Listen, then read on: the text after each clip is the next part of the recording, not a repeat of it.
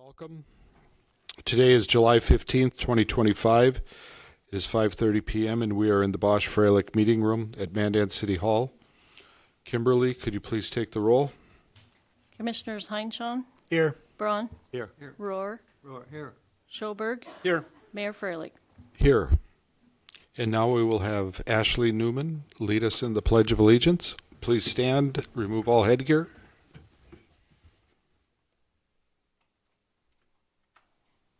I pledge allegiance to the flag of the United States of America and to the republic for which it stands, one nation, under God, indivisible, with liberty and justice for all.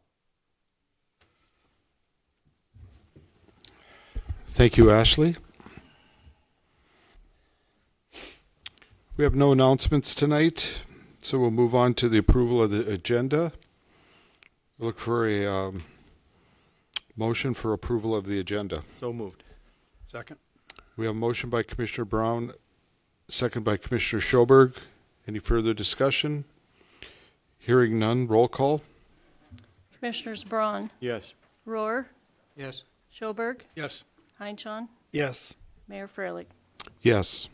We'll move on to the minutes. Consider approval of the July 1st, 2025 Board of City Commission meeting minutes. I move to approve the minutes from July 1st, 2025. Second. We have a motion by Commissioner Rohr, a second by Commissioner Heinchan. Any further discussion? Hearing none, roll call. Commissioner Rohr, Yes. Schoberg, Yes. Heinchan, Yes. Braun, Yes. Mayor Freilich. Yes. We'll move on to public hearings. Item number 1 under public hearing. Consider the Schaff Estates 3rd Edition preliminary plat, special use permit, and zone change. Rachel.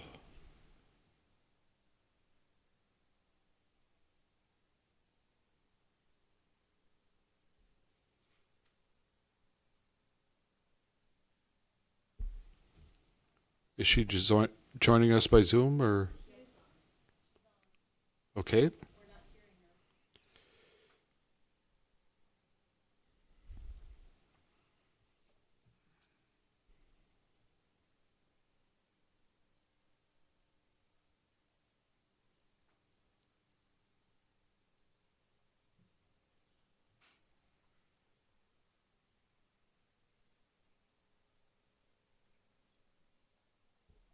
Musical interlude. Elevator music.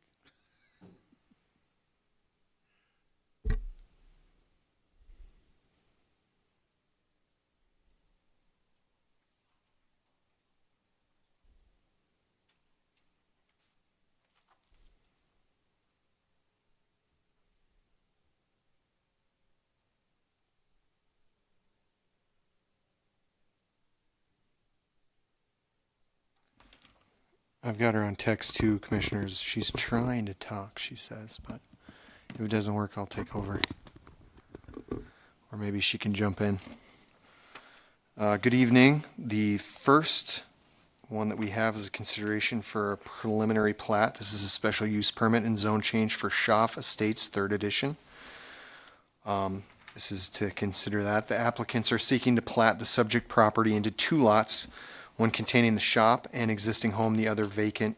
They're also seeking to rezone the existing home and shop from CB commercial to R7 residential, as well as requesting a non-enumerated special use permit for the shop. And this is for parking and the storage of a personal commercial vehicle, which technically wouldn't be allowed in the R7 district. So hence the non-enumerated special use permit for that. This property is located at 2392 37th Street. Like I said, it's currently Zone CB, located in the ETA, is surrounded by properties that are undeveloped, with the exception of Farmstead to the east, zoned agricultural. And then this area is identified in the future land use plan as a commercial intersection. So the future Beltway corridor connecting the interstate to the north would go by this property eventually. And we obviously don't know when that's going to take place. The applicant has also stated that the existing shop is utilized for personal use and not for business purpose. So that's the keys to this. This went to the planning and zoning back in, excuse me, I'm trying to find it here, in June, I do believe. And the request would be to approve that. Recommends approval of the Shop Estates preliminary plat, approval of the non-enumerated special use permit as conditioned in the staff report, and approval of the first consideration of the zone change ordinance 1472 under resolutions and ordinances. These say, we obviously, as staff, recommend to do this. Are there any questions for me? Jordan, just for some clarification for the folks at home, ETA, that's Extended Territorial Area, correct? Mayor Freilich, Commissioner Schoberg, yes, that's correct. Yeah. Okay. So this is largely in an agricultural area, but within that, 4-mile spread or whatever it is? Yes. Yeah, I think it's I can't remember how many miles out, but on 37th Street, so. And just one other question is the future of 37th Street, I ran into the term, looking at the packet today, near to midterm future, so that's basically up in the air. Or is there a numerical 10 years or 5 years affixed to that? Yeah, Mayor Freilich, Commissioner Schoberg, I don't think there's a time associated with it, but I know the MPO and just the transportation planning and all of their work, they go out a long ways out. Okay. So they're, obviously planning well into the future. So I think that's part of it. Okay. Thank you. Is everybody? Sorry, Rachel. We can hear you, Rachel. Go ahead. Okay, no, sorry. I just wanted you all to be aware I am here now. I can answer any questions as well. I apologize. I don't know what happened. I'm on my phone now and I can hear you guys and you can hear me. Jordan, do you have the map there? Yeah, If you I was bring trying it to up. find it, but of course I can't multitask. Is everybody? So give me a Are all the second. commissioners familiar as to where this is at? Okay. Rachel, anything else? From what I caught, looking at the closed captioning, I do think that Jordan covered it all. The key to this is that SPU for that residential property, and it is tied very heavily to the use of the vehicle as a personal vehicle only, with zero commercial use and sunsetting once it's been sold. And I think as long as we can tie it to that, it should be okay. Okay. Any other questions for Rachel or Jordan? If not, we will open the public hearing at this time. We are taking comments on the Schaff Estates 3rd Edition preliminary plat special use permit and zone change. Any comments? Second call for comments. Third and final call for comments. Hearing none, the public hearing is closed. Commissioners, if you could move to resolution and ordinances. Item number 4.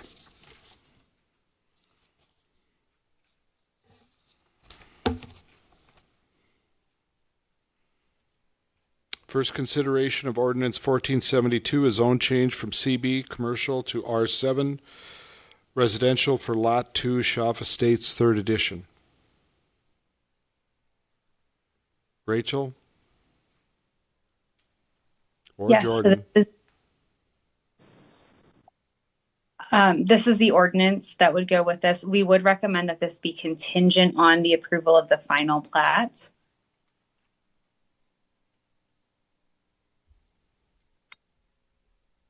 Okay. Commissioners? I'll make a motion, move to approve the first consideration of ordinance 1472 with consideration for the final plat. Second.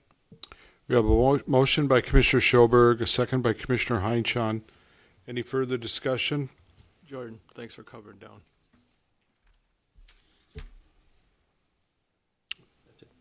Okay. No further discussion. Roll call, please. Commissioner Schoberg, Yes. Heinchan, Yes. Braun, Yes. Roar, Yes. Mayor Freilich. Yes. Move on to item number 2 under public hearing. Consider a zone change from RM multifamily to a PUD planned unit development for Clover Grove. Jordan or Rachel? Mayor, I can- one second, Mayor. We have to have a motion on that first part, don't we? Right, yeah, so we still need a motion on the, under the public hearing, that agenda doc. Okay. I move to recommend approval of the preliminary plat for the Schaff Estates Third Edition and the zone change from CB Commercial to R7 Residential for Lot 2. Second. And approval of the non-enumerated special use permit as conditioned in the staff report. Second.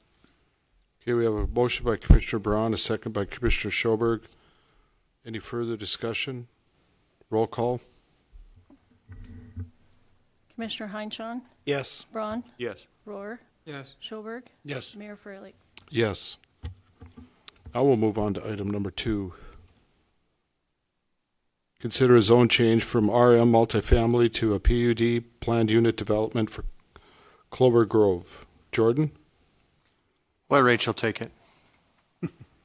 Rachel? All right.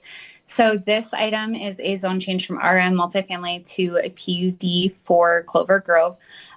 So Evolution Planning and Design has submitted an application for a zone change for Macedonia Hills Government Lot 2, less Outlot A in the northwest quarter of the northeast quarter of Section 3, Township 138 North, Range 81 West. The PUD, if granted, would be followed by platting and approval of a phased subdivision plan. Staff and applicants met after this was originally tabled at the May 28th Planning and Zoning Commission meeting to discuss changes to the PUD application. The majority of those items were resolved between the two meetings. So the property itself is 14.82 acres. It's located at 151 19th Street Southeast. I'm not sure if there's someone in the room who might want to pull up a map. I was going to do it on my computer, and I apologize. I'm not sure what's going on with my computer today, but We've got it up, Rachel, okay, if perfect. they want to switch to it. The intent of the PUD is for 57 entry-level single-family detached and duplex-type home lots. So the R3.2 zoning district serves as the basis for the PUD narrative. The adjacent properties to the west and north are zoned R7 residential single-family. Property to the east is zoned R3.2 residential single and two family, and the property to the south is zoned ag. The future land use plan recommends low density residential land use on this property. So the proposed density of the PUD is slightly higher than the future land use, but it is lower than the existing zoning. Everything's been properly advertised. The staff comments are extensive, so I'll go through them and try to be as clear as possible with them. This has been being worked on at the staff level for quite a while. And as noted, it did go to planning and zoning twice. So we did have additional conversation between those two planning and zoning commission meetings. So access to the subdivision will be from a new north-south local street on the west side of the property that's currently a 100-foot township right-of-way. The applicant has proposed changing this to an 80-foot wide city right-of-way with a 40-foot back of curb local street with sidewalks and boulevards on the east side of the street. So those will tie into the path that's on 19th. Interior access to the property and to the individual home lots will be via a 50 or 51-foot access easement. So the provided plans are a little bit unclear. There's a few measurements in different locations, which would be clarified at time of plat. With a 31-foot street, a 5-foot boulevard, and a 5-foot sidewalk. Those would all be private. So the applicant and staff have been in discussion, again, for quite a while regarding access management to the property. International Fire Code Appendix D 107.1 allows for only one access per 30 houses, and it does require additional access points for additional units. So the applicant only has one existing access, which is that new north-south public right-of-way on the west side of the development. And then any additional screen is that there is a temporary access easement on the east side of the property. So that would be a Class 5 gravel emergency and temporary access, which would be able to be used to provide for temporary access to properties to the south. And then the applicant is recommending that it remain as an emergency access point. So the applicant would like to see it be gated. Staff are recommending that it not be gated. And we are also recommending that it not be considered as a permanent access point in the future, which the applicant would like it to be considered. That is one of the remaining points of, I would say, non-agreement between the applicant and staff at this point is the future of that access. But we didn't feel like that was a reason to hold this up because we can deal with that still at the platting stage and at the development agreement. But we would not recommend that it be a permanent access point, and we would not recommend that it be gated. So we are recommending that the applicant only plat phase 2, which is south of the electric line. Perfect. Thank you. Exactly right where that arrow is right now. So everything south of that would only be platted once east-west access to existing subdivisions becomes available. So the applicant has shown a viable plan to connect westward, but they don't have any agreements in place with the landowner at the moment. So access is a bit of a concern, but phase 1 is completely self-sustaining as far as access goes. And so that would be their first step. Interior utilities would be metered individually per unit and then privately owned and maintained by the HOA. And finalized HOA documents would be provided at the time of final plat. The PUD shows adequate park space that connects the development to 19th, and the applicant has noted that the Park District plans to accept this space. So that should be platted as a separate lot, and the Park District should confirm acceptance at that final plat stage. And then as far as phasing goes, again, the PUD would allow the ability to plat phase 1 and phase 2.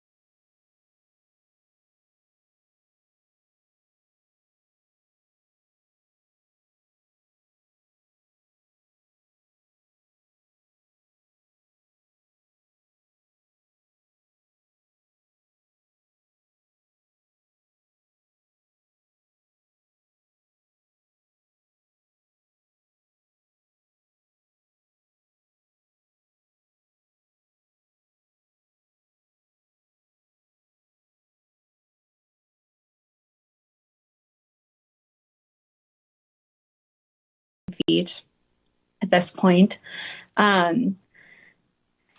We did get a question on whether there were any concerns from neighboring landowners. We have not received any comment on that. And then they talked a little bit about snow removal and noted that they have a few different points at which they will dump snow, one of which is at the northwest corner of that northeast cul-de-sac. And then they talked a little bit about, the applicant talked a little bit about that temporary access. The Planning and Zoning Commission did unanimously recommend approval for the zone change from RM multifamily to PUD for Clover Grove with the following conditions, which was platting of phase 1 and a master plan of phase 2. And I can answer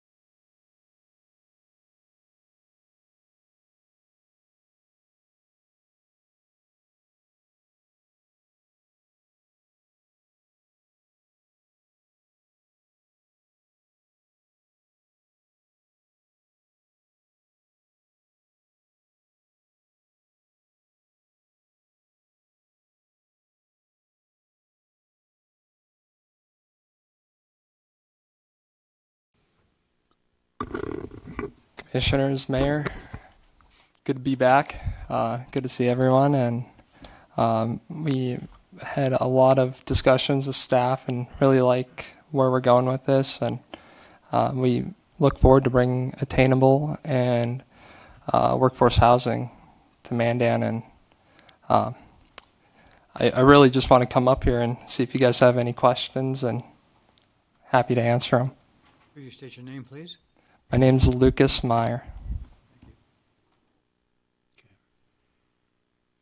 I guess I voiced my biggest concern earlier to Mitch, and I'm happy with his answer, so.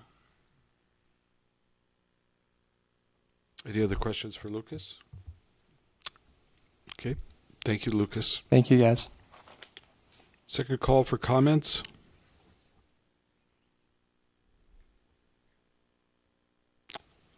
Please state your name. Gene Lund. We live on Macedonia on the west side, and it seems like they're changing stuff. We were first told that this would not cross the coulee over into Macedonia. Every time it snows, we plug down there. We're not a major snow route. Usually the four-wheel drives or whatever will break it through. So I'm not sure now with this changing, what you said, east access. Are they going to come across to Macedonia? No. For emergency, or for exit 2, just like going out on that farm to market road off 19th? Let Jordan answer that for you. Right. Other side. Excuse me. Stay here. Stay here. I'll show you the map. So, and this is on the screen as well, but this road would be 19th, and then your property is over here On on this Macedonia, side. yes. Yep. Right across the coulee, yep. Yep. So this would not be any part of that. So, So when you say east access, you're not coming across? nope, Okay. not to the east. It would be Okay. to the north. Yeah. Okay, Yep. thank you. Okay. Thank you, Gene. Any other comments? Hearing none, the public hearing is closed. Commissioners, what are your wishes? I'll move to recommend approval of zone change from RM multifamily to a PUD planned unit development with the following conditions: plating of phase 1 and master plan of phase 2. Second. We have a motion by Commissioner Schoberg, a second by Commissioner Rohr. Any further discussion? Hearing none, roll call, please. Commissioners Braun, Yes. Rohr, Yes. Schoberg, Yes. Heinchan, Yes. Mayor Freilich. Yes, and with that, let us move on to item number 3 under resolution and ordinances.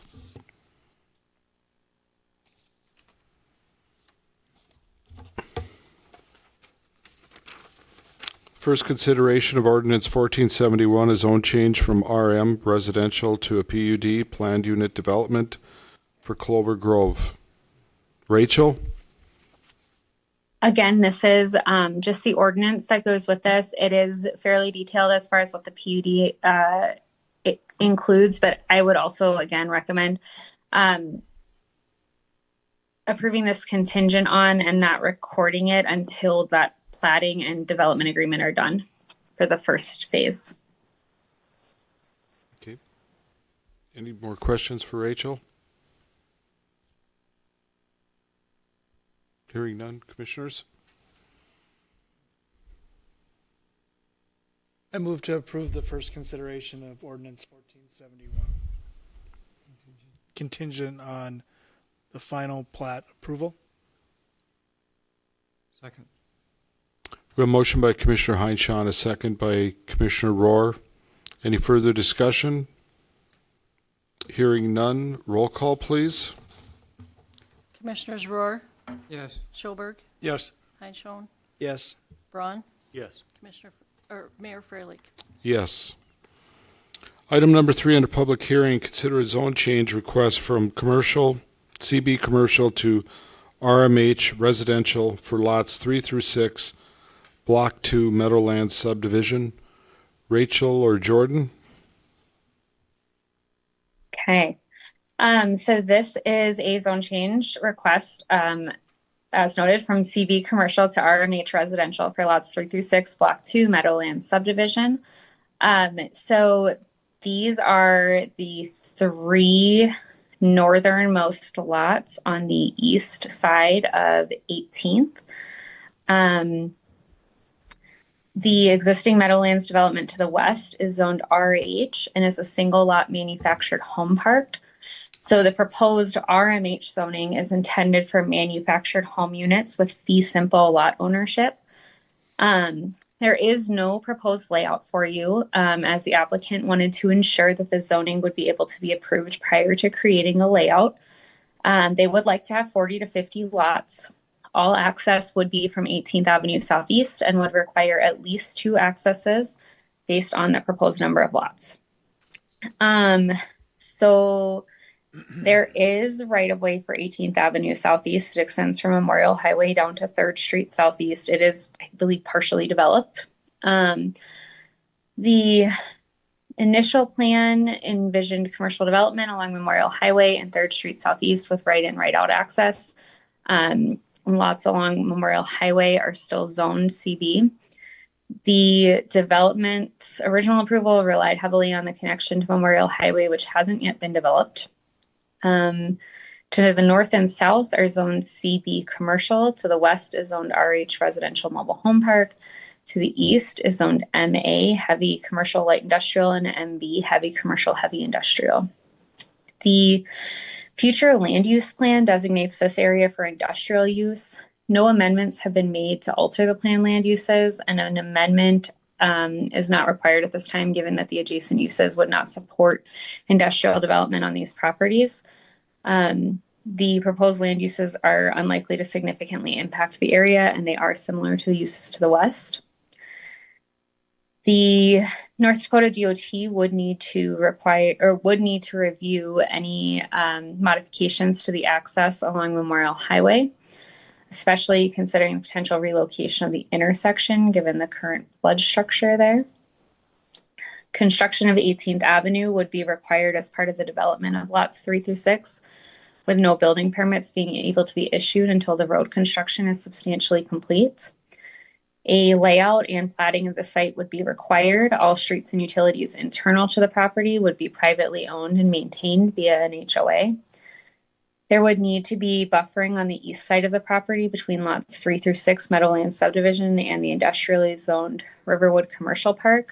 So it either needs to be maintained or replaced as part of the development, kind of depending on how that development is proposed. And then the connection of 18th into Memorial Highway would need to be completed as part of the 18th Avenue construction. There are findings of fact in your packet.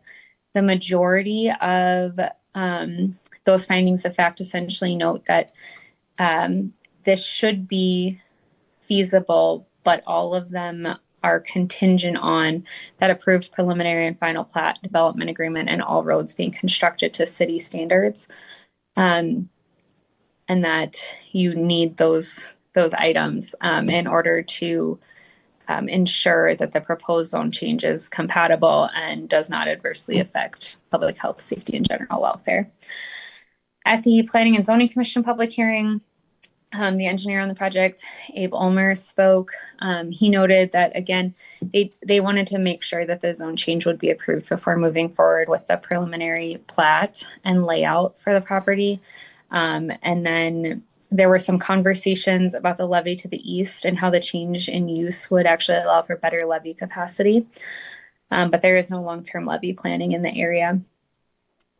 And the Planning and Zoning Commission unanimously recommended approval of the zone change of lots 3 through 6, the Meadowlands subdivision from CB commercial to RMH residential, contingent on an approved preliminary and final plat, an approved development agreement, and all road standards and access management requirements being met. And I can answer any questions that you might have. Any questions for Rachel or Jordan? So Rachel or Jordan, the old railroad, the elevated railroad track bed, which has been abandoned, that is a separate entity, separate of the levee, correct? Correct. Okay, thank you. I believe so.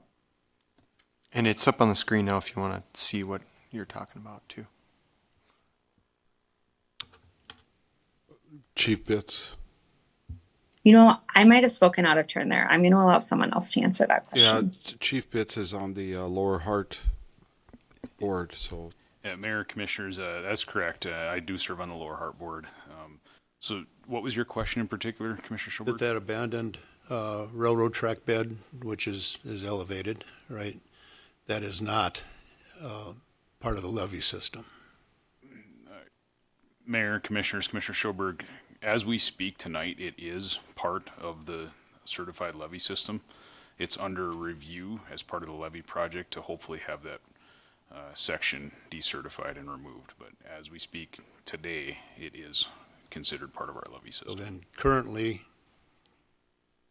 there can be no construction or fixed items put within 50 feet of the toe of the dry side of the dike? Mr. Mayor, Commissioners, Commissioner Schoberg, there's different parameters for different structures, different facilities, but anything within 500 feet of the center line of the levee on the dry side needs to have review through the Lower Hart Water Resource District and possibly the Corps of Engineers, depending on what type of excavation or facility is being installed. So, and then the developer and the consultant engineer that the developer has selected, they're aware of this, and we're in coordination or communication with them on a couple other items related to the levee. So they're aware and well versed in this. So I feel comfortable with continuing that relationship. That was the biggest purpose of the question, is just to make sure everybody's aware of that distance factor, so. Okay, thank you. any more questions? Hearing none, we will open the public hearing at this time. Are there any comments? Please state your name. Good evening, Mayor and Commissioners. Abe Almer with Independent Land Surveying and Engineering. I'm the consultant engineer for this Meadowlands zone change. Just to touch on the levee issues, I've dealt with the Corps and the levee multiple times throughout the city of Mandan.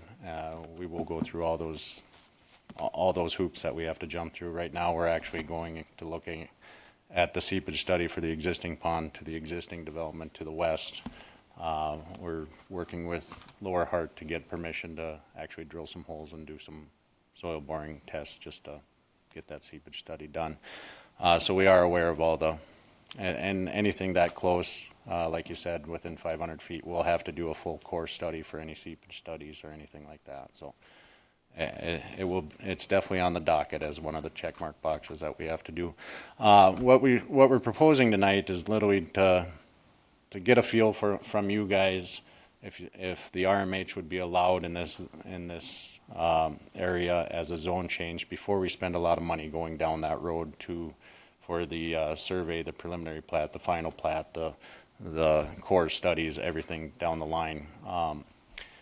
And what this would trigger it would trigger 18th Avenue to build 18th Avenue out to Memorial Highway. I have been in discussion with the district, DOT district, about connection. It would be a right in, right out only onto Memorial Highway because of the median there. And we would have to meet all the DOT standards for that connection as well. So really, we're just looking to feel you guys out to see if RMH is possible in this area. If it is, my developer will take the next step to go down that rabbit hole and the time and cost to do all the preliminary plat, final plat, and all the developer's agreement, everything that comes with it. So, Okay. Any questions? Thank you, Abe. Any further questions for Abe? Thank you. Thank you. Any other comments? Third and final call for comments. Hearing none, the public hearing is closed. Commissioners?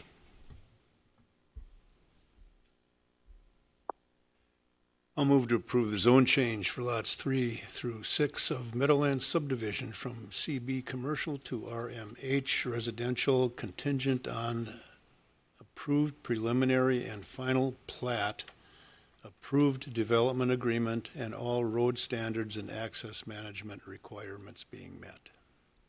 Second. We have a motion by Commissioner Schoberg, a second by Commissioner Heinchan.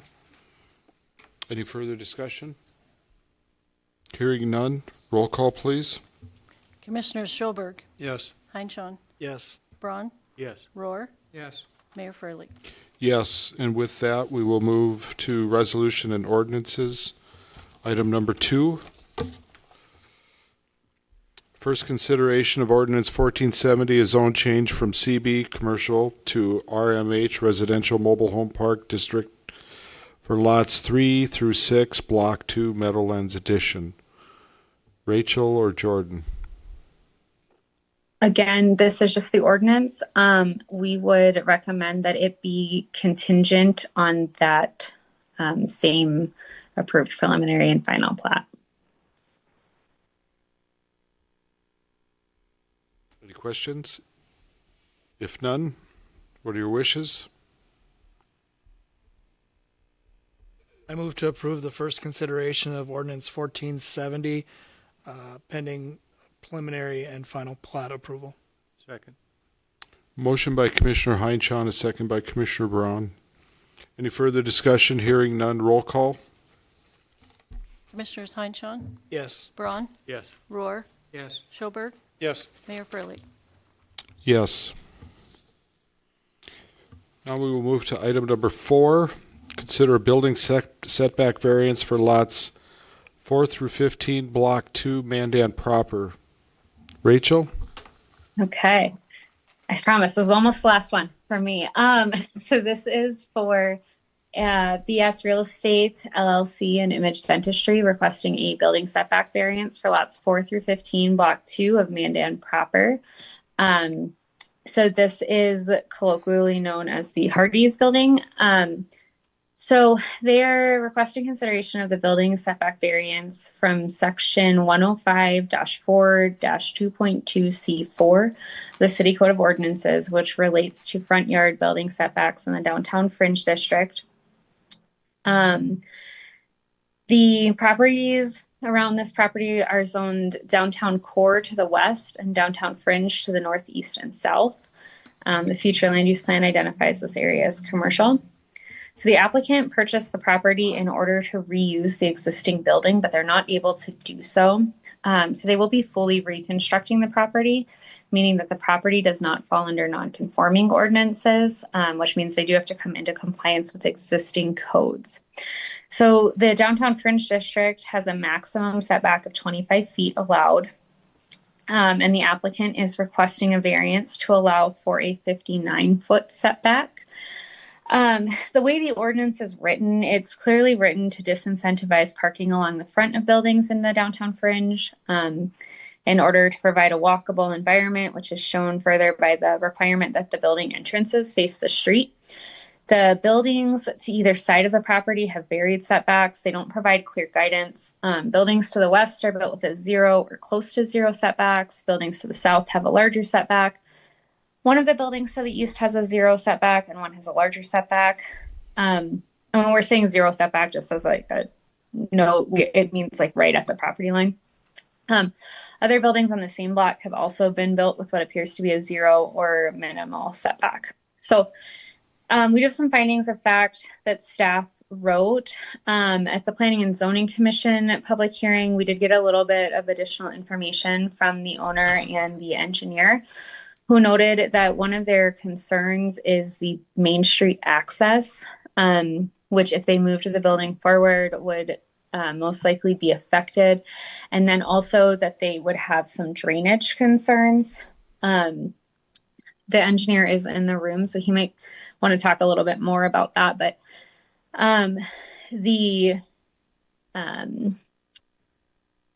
if the building was pushed towards Main Street, it would create drainage watersheds wherein some kind of drainage pond would need to be put in order to compensate for the larger flows going to that area. So based on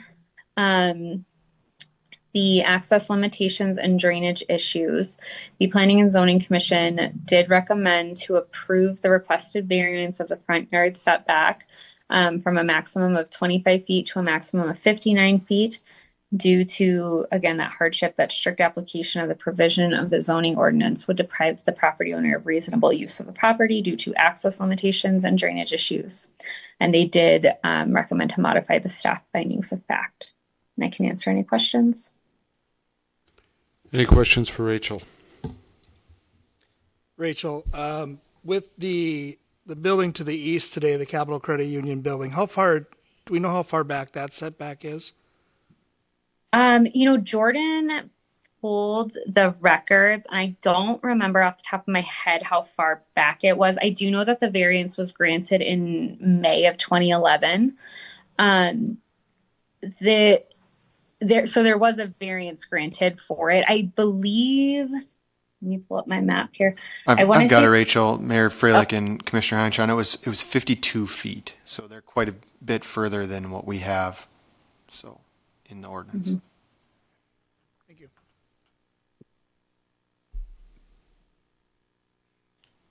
If there's no further questions for Rachel or Jordan, we will open the public hearing at this point. First call for comments.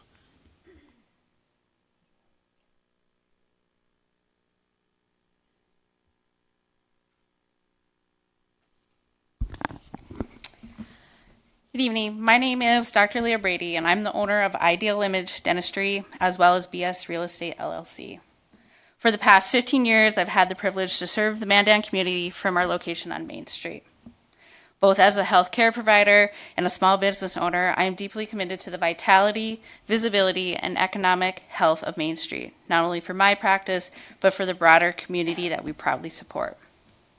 The visibility from Main Street and the accessibility provided by a front-facing parking lot are essential elements to my practice.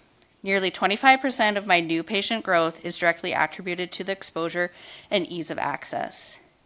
These factors help build trust with new patients, encourage walk-in traffic, and reinforce our image as a welcoming, community-focused healthcare provider. Moreover, the Main Street presence and accessible parking area are central to my broader vision of community engagement.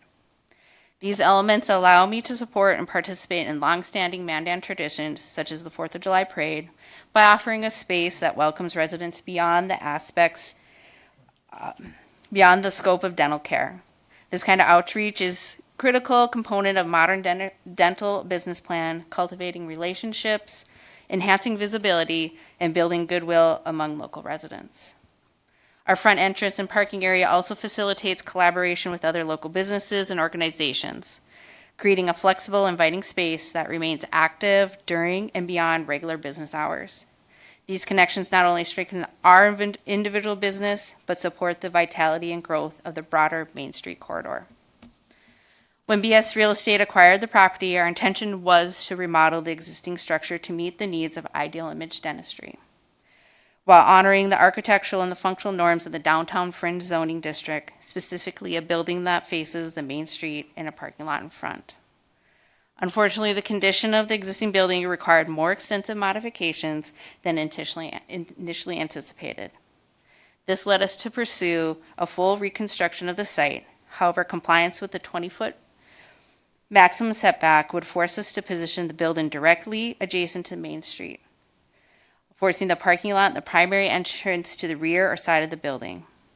As a result, the back of the structure would face Main Street, which is both counterintuitive and counterproductive to the core goals of being on Main Street in the first place. This undermines the sense of welcome, visibility, and accessibility that are vital for a patient-centered business.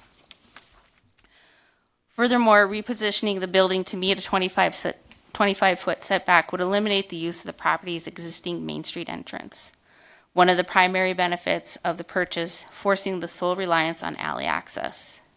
This creates practical and safety concerns that are not suitable for a healthcare facility. It's also important to note that our property falls within the downtown fringe and not the downtown core, where similar businesses have built and remodeled with significant setbacks for front-facing parking. Some notable examples include the Capital Credit Union, which is directly east to us, approximately a 52 setback. The Cenex, which is approximately 40-foot setback. Taco John's, approximately 70-foot setback. Mandan Tire, approximately 52 setback, and Railway Credit Union, approximately 73-foot setback.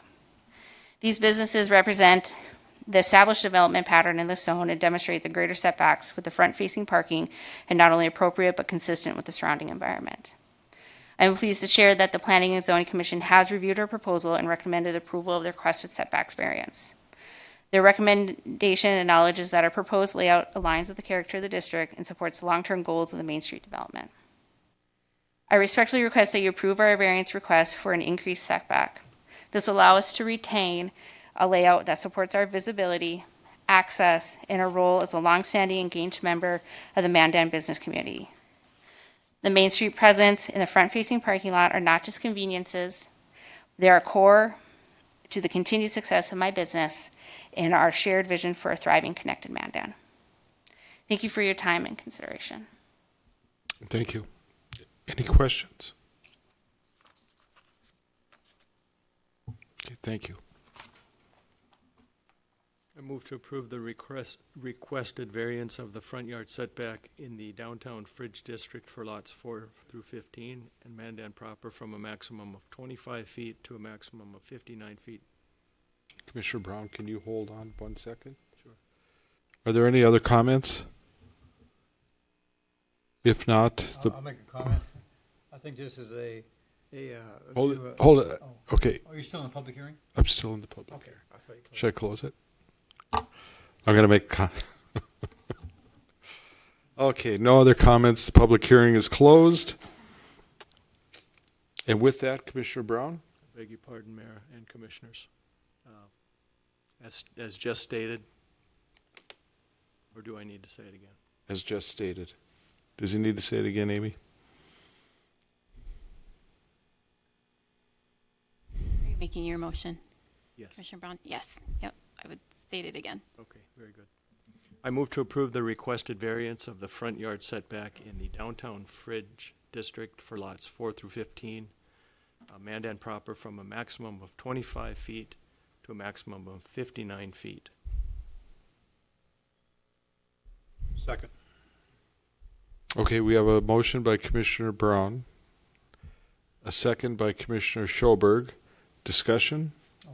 Commissioner Rohr? Okay, thank you, Mayor. I just want to comment that I think a setback is more to maintain the aesthetics of how it looks in uniformity with, business downtown. And I see this, the aesthetics here are conflicting with the practical needs of the business, and which can happen. But I understand the need for setback restrictions, but also when you look at that overall and how the downtown is configured, I think we have to look at the practicality of this business as well. I agree. Any further comments? Hearing none, roll call, please. Commissioners Braun, Yes. Rohr, Yes. Schoberg, Yes. Heinchan, Yes. Mayor Freilich. Yes. Motion passes. We will move on to consider a building setback variance for Lot 6, Landis subdivision. And that's a replat of lots 4 through 6. Rachel? Last one for me. Okay, so this is a variance for lot 6, Landis subdivision, replat lots 4 through 6. So this is a request from the Schaffs to the building setbacks in the R7 residential zoning district, which is section 105-3-5E1A of the City Code of Ordinances. The property is located at 2145 37th Street. There is a current 50-foot required setback from an arterial street, which is what 37th Street is designated as on the long-range planning documents. Currently, however, 37th Street is a collector street and has a 35-foot required setback. So the applicant is requesting a variance to allow for a garage building that currently exists at 39 feet from the property line to be torn down, rebuilt, and expanded into a second residential building that's already existing on the property. So both the existing garage and the planned garage expansion will meet the required 35-foot setback for 37th Street as it's currently designated as a collector. The properties surrounding the area are zoned R7 residential and agriculture. The future land use plan identifies the area as low density residential.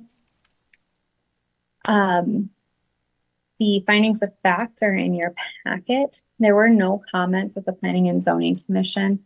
The Planning and Zoning Commission did unanimously recommend approval of the requested variance from section 105.3-5E1A, which requires that 50-foot front yard setback from an arterial roadway based on the existing designation of the road as a collector street with the required 35-foot setback, which both the existing and proposed building meet, and which collector street is not likely to be improved in the near to midterm future based on planning documents.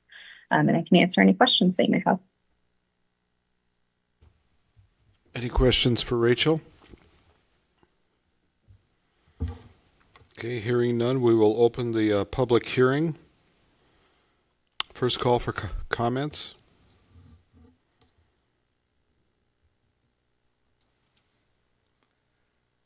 Mayor Freilich and Commissioners, just as a added note, as you can see on the Google Maps section, the structure we're talking about is basically on a dead-end road. So this is Central Dakota Humane Society over here to your right, which is why staff feels very comfortable with this decision. So, Thank you, Jordan. Second call for comments. Third and final call. Public hearing is closed. Commissioners? I move to approve the requested variance from section 105.3-5, which requires a 50-foot front yard setback from an arterial roadway based on the existing designation of the road as a collector street with the required 35-foot setback, which the existing and proposed building meet and is not likely to be improved in the near or midterm future based planning documents. Second. We have a motion by Commissioner Brown, second by Commissioner Schoberg. Any further discussion? Hearing none, roll call, please. Commissioners Rohr, Yes. Schoberg, Yes. Heinchan, Yes. Braun, Yes. Mayor Freilich. Yes. And Rachel, I believe you're done for the night. There are no bids tonight. We'll move on to the consent agenda. Commissioners, are there any items you would like removed from the consent agenda? Hearing none, what are your wishes? I move to approve the consent agenda items 1 through 3. Second. Motion by Commissioner Rohr, second by Commissioner Heinchan. Any further discussion? Hearing none, roll call. Schoberg, Yes. Heinchan, Yes. Braun, Yes. Rohr, Yes. Mayor Freilich. Yes. Now we'll move on to old business. Consider development agreement for the shores at Lakewood, second edition. Jarek? Mayor and Commissioners, Administrator Neubauer had taken this item in previous meetings, but I'll do my best to cover it. At the September 17th, 2024 meeting, the City Commission approved a Shores at Lakewood Second Edition plat and PUD amendment, and both of those were contingent on the approval of a development agreement with the developer. And the city staff and the developer have worked together, and I think we've gone over about 8 versions of the development agreement since then. And happy to say that we have resolved all of our issues. I think the last time that we met, the unresolved issues included the financing of a sanitary lift station, upfront costs related to the upgrade of a separate sanitary lift station, the length in terms of financing options for the street and stormwater improvements, and the location of a grass collection site. All of those have been worked through, and we are recommending approval of the development agreement as it is presented. Although I would note that we did receive a revised PUD amendment request from the developer today, so we might be coming back with that in the future. Just a little bit more language and a little bit more complications related to this, but I think for tonight, the development agreement is agreeable, and I would stand for any questions. Okay, so is he asking changes to what we're about to agree on? No, not what we're about to agree on, but what has been approved in the past. So it was an amendment that added more specificity to a ordinance that was approved in 2022, actually. So. Okay. Any other questions for Jarek?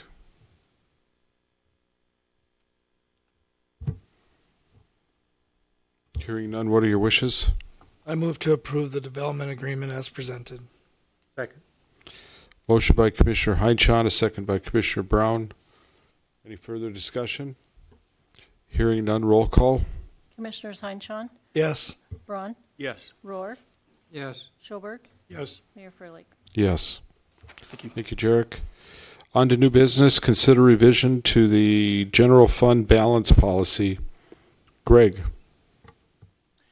Good evening, Mayor, Commissioners. The city's general fund balance policy was originally adopted in 2011 in accordance with governmental accounting standards. The purpose of the fund balance policy is to establish guidelines for maintaining an adequate fund balance or operating cash reserve in the city's general fund. A healthy fund balance or operating cash reserve ensures financial stability, provides for unanticipated expenditures, mitigates revenue shortfalls, supports cash flow needs, and maintains the city's creditworthiness. Currently, the city maintains a minimum fund balance or operating cash reserve of 17% of operating expenditures in the general fund. This percentage is consistent with the Government Finance Officers Association best practice, which recommends no less than 2 months of operating expenditures. The city's fund balance policy is to be reviewed periodically and updated as necessary to reflect current best practices in the city's fiscal environment. Due to the recent passage of North Dakota House Bill 1176, which created a property tax cap for local governments in the state, local governments may need to find other revenue sources or to utilize fund balance or operating cash reserves to pay for essential public services on an annual basis. Consequently, the property tax cap could impact the bond rating for local governments in North Dakota, since available fund balance and cash reserve ratios comprise a significant portion of a local government's credit rating. To address this potential concern, the Budget and Finance Committee at the city's long-term financial planning working session on May 27 recommended increasing the city's minimum fund balance or operating cash reserve from 17% to 25% of operating expenditures in the general fund.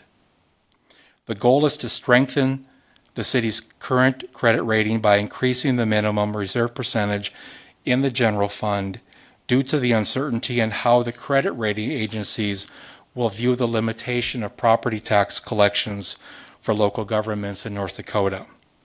By maintaining the city's credit rating, the city is able to borrow funds in the bond market at the lowest possible cost, which in turn benefits property owners for their special assessment projects through lower interest rates from the city.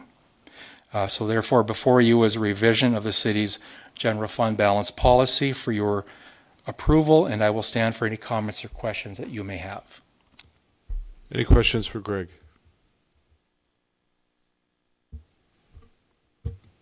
Hearing none. Thank you, Greg. Commissioners?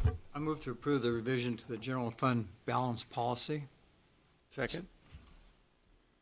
Motion by Commissioner Rohr, second by Commissioner Brown. Any further discussion? Hearing none. Roll call. Commissioners Braun, Yes. Rohr, Yes. Schoberg, Yes. Heinchan, Yes. and Mayor Furley. Yes. We'll move on to resolution and ordinances. Greg, first consideration of ordinance 1469, an ordinance to amend and reenact section 22-2-2 of the Mandan Code of Ordinances relating to city sales, use, and gross receipts tax under the Home Rule Charter of the City of Mandan. Mayor, Commissioners, since City Administrator Neubauer is not with us this evening, he has asked me to carry this ordinance revision to you. Just some background on this ordinance. In June of 2024, voters approved a half-cent city sales tax. Of that, 3/10 was specifically designated for public safety equipment, police and fire, vehicles, and city hall accessibility improvements. Recently, the City Commission approved the submittal of a federal grant application to fund 6 new firefighter positions. This grant includes a local match requirement, and eventually the full funding of these positions must transition to local sources of revenue. Due to recent changes in North Dakota law affecting the use of property tax revenue, the necessary local match funding cannot come from property taxes. As a result, staff recommends the use of the public safety portion of the sales tax to meet these match requirements. To enable this use, an amendment of the original sales tax initiative is proposed. This amendment would authorize the sales tax funds to be used for staffing costs related to new sworn police officer and career firefighter positions created on or after January 1 of 2025. If successfully amended in addition to the already permitted expenditures, these funds would then be available to offset these personnel costs. This approach has been discussed at multiple long-range financial planning meetings and aligns with the city's ongoing commitment to public safety and fiscal responsibility. Therefore, before you, Commissioners, the wordage change that's recommended to the sales tax ordinance would be to include sworn police officer and career firefighter personnel positions created on or after January 1 of 2025. And I stand for any questions that you may have. Any questions for Greg? So this pertains strictly to new additional positions? Mayor Freilich, Commissioner Schoberg, correct. It would be new positions that are created on or after January 1. It would not be positions that were already in place before that date. So positions opening up due to attrition, retirement, resignation, so on, would not pertain to this change?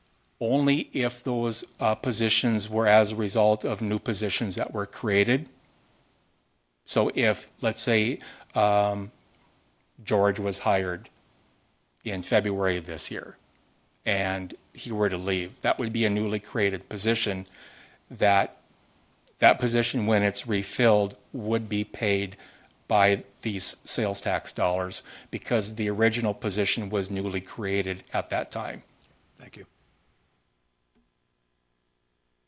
Any other questions for Greg? Thank you, Greg. Commissioners? I'll move to approve the first consideration of ordinance 1469. Second. Motion by Commissioner Schoberg, a second by Commissioner Brown. Any further discussion? Hearing none. Kim, could you please take the roll call? Commissioners Rohr, Yes. Schoberg, Yes. Heinchan, Yes. Braun, Yes. and Mayor Freilich. Yes. Now we will move to other business. Jarek will give us an update on the projects around Mandan. Yes, thank you. Going to go over, I think, 7 projects that we have going on right now. Top of the list and top of the mind is Memorial Highway. We are expecting traffic to move over to a temporary paved road from 46th Avenue to just east of 40th Avenue. Get everybody a good look at the temporary road paving that's going on here. And basically the plan with this would be to flip traffic over to this temporary road so that removals could occur on the road that people are currently using And then the plan would be that traffic would be on temporary road surfaces for the remainder of the project while it gets reconstructed.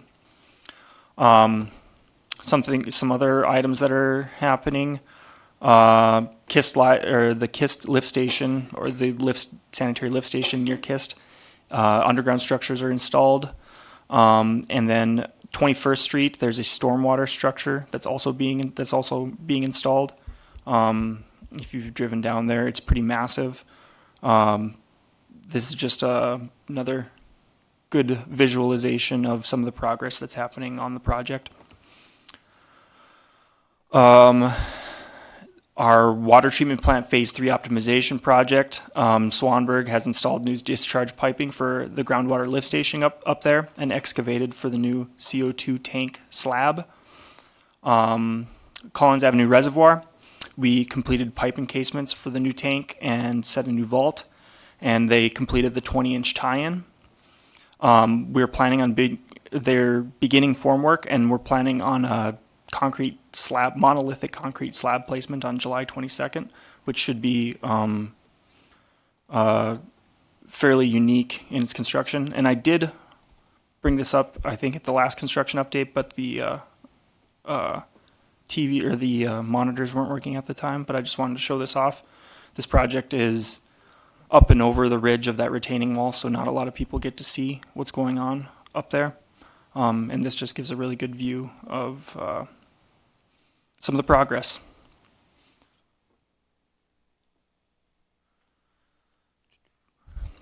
Carrying on. Our 2025 reconstruction project up near Lewis and Clark Elementary, near Monty Drive. The 24-inch water main installation along 6th Avenue is nearly complete, and it will continue up Monty Drive after that. And then we are expecting pipe bursting operations to start later this week. On our 2024 reconstruction project, we have water main installation nearing completion over in the Low Strader area. We only have 3 blocks remaining. Road reconstruction and concrete repairs are going on following that underground crew, and we are expected to wrap up this fall. For the rapid rectangular flashing beacons, the crossing location at 2nd Avenue Northwest is 100% complete. The location at St. Joe's is about 80% complete. That's kind of just representative of there being some earthwork and seeding and stuff that still needs to take place there. Raging Rivers, all of the sidewalk on the west side of 46th has been installed, and the ramp itself needs to be installed now. And then the location at Custer Elementary, about 50% complete. If people notice, traffic has been flip-flopped, and work is going to begin on the south side of the roadway. I'm going to open up a visualization for this one as well, if I can. And westbound First Street isn't being affected, but eastbound First Street will be rerouted around the block, so for that work to take place safely. If there's any questions that you have on any other projects, I can do my best to answer those questions. Any questions? Thank you, Jarek. Yep. And with that, we'll move on to future meeting dates for the Board of City Commission. The next meeting is August 5th, 2025 at 5:30 p.m. August 19th, 2025 at 5:30 p.m. September 2nd, 2025 at 5 p.m. And with that, no other business. Be kind to your neighbor, and it's onward and upward, Mandan. Meeting is adjourned.